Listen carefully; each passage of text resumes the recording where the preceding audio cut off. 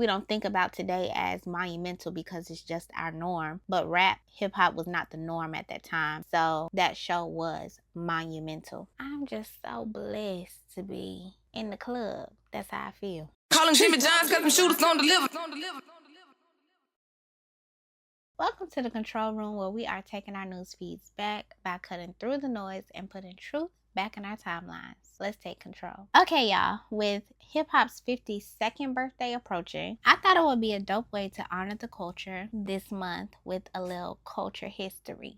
So today we are winding the culture clock back to this day in 1988, which is also the year that Clark College and Atlanta University consolidated to make the school that I graduated from, Clark Atlanta University, period. Let's continue. Before the viral freestyles, before TikTok, dance challenges, before rap dominated the Grammys, there was a show that let us in the door. I got bars. It premiered on August 6, 1988. I did see some outlets saying that this show aired September 22nd, 1988, but the overwhelming consensus is that it was August 6, 1988. So either way, let's celebrate. I'm talking about none other than Yo MTV Raps. We want to let everybody know where it's at. It's right here. Yo, MTV Raps. This is the day that MTV let hip-hop in. So let's set the scene. In the late 80s, hip-hop was growing fast. Run-D.M.C was already selling out arenas at this point. LL Cool J was on magazine covers. Public Enemy was pushing political rap into the spotlight. But for all of its success, hip-hop was still not seen as legit by mainstream media. MTV was huge in 1988, but it was dominated by pop and rock videos. Even Michael Jackson had to fight hard to get black artists in rotation on that network. If you turn the TV to MTV in the mid-80s, you might catch a rap video every now and then, but it was rare. Meanwhile, BET, Black Entertainment Television, had been supporting black artists since the early 80s with Video Soul and then, of course, later what we know, Rap City. But BET did not have the same reach as MTV because most suburban homes did not carry the channel. So, for millions of kids, MTV was the only music TV that they saw.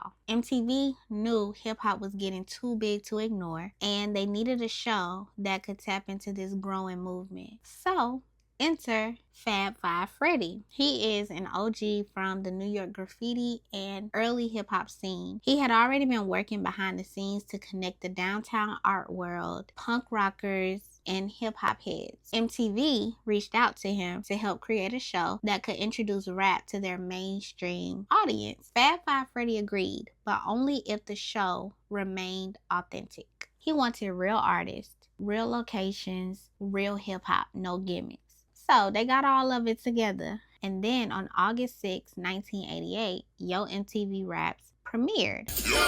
This debut brought together Run-D.M.C, DJ Jazzy Jeff, The Fresh Prince, and there were acts on that episode like Eric B and Rakim. So those were 3 acts that represented different corners of hip-hop at the time. Run-D.M.C were the kings of the crossover. They were multi-platinum, collaborating with mainstream artists like Aerosmith. They were proof that rap was not a fad. You can even see in their music videos how much crossover they had. Will Smith and Jazzy Jeff brought the fun, comedic side of hip-hop. Their hit, Parents Just Don't Understand, was already climbing the pop charts, making them the safe, but still authentic, choice for MTV's hesitant executives. And then Eric B and Rakim, they represented pure street credibility and lyricism. Rakim's flow was light years ahead of most rappers at that time. And he showed that rap could be poetic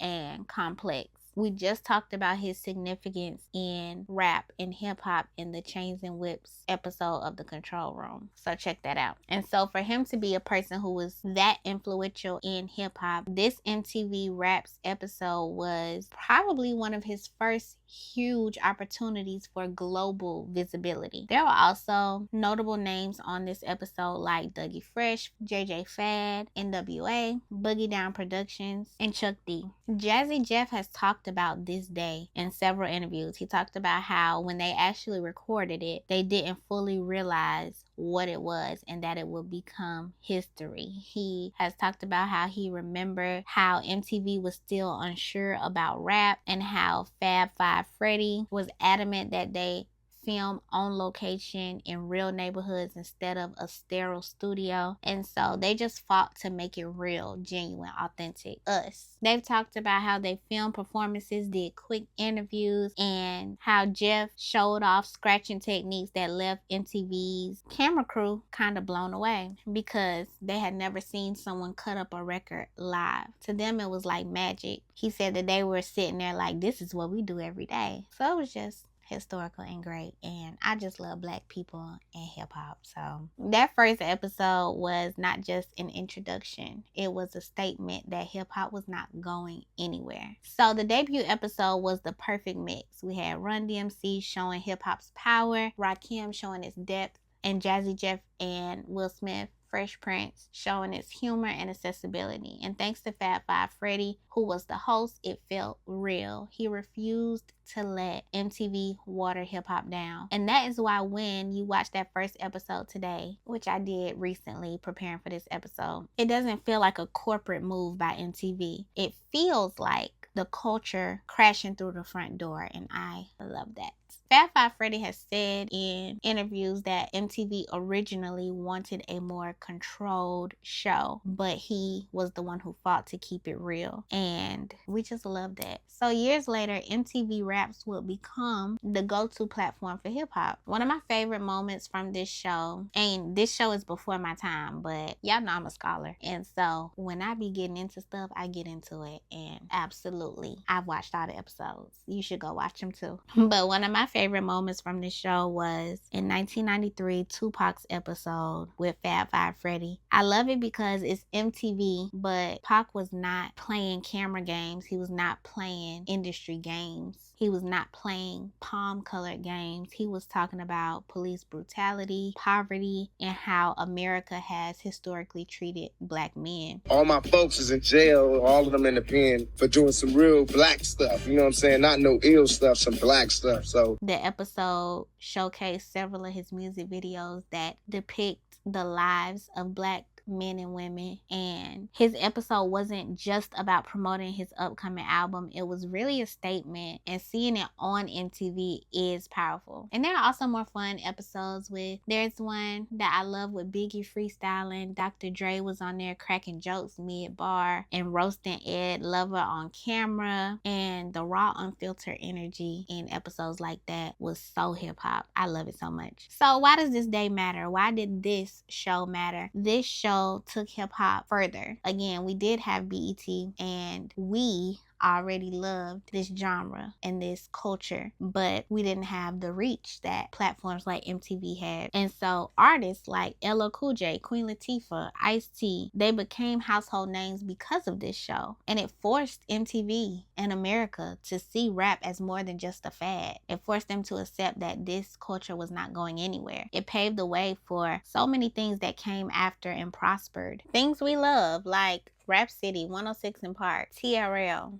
all the things. Even today's YouTube and TikTok rap culture, those things we don't think about today as monumental because it's just our norm. But rap, hip-hop was not the norm at that time. And so that show was monumental. Just watching it back makes me love this culture even more because Black America is just great. Hip-hop is just great. And I'm just so blessed to be in the club. That's how I feel. That's today in hip-hop. Yo MTV Raps cracked the door wide open. Pac spoke truth on MTV, and so did so many others. Now I want to hear from you. If you have watched the show, if you ain't got to tell me your age, but if you did grow up watching the show, what is your favorite memory from Yo MTV Raps? If you've never watched the show, it is a late 80s version of 106 in Park. So tell me, what's your favorite memory from 106 in Park? What's your favorite memory from just that nostalgic music video culture, because I miss it, if I'm being honest.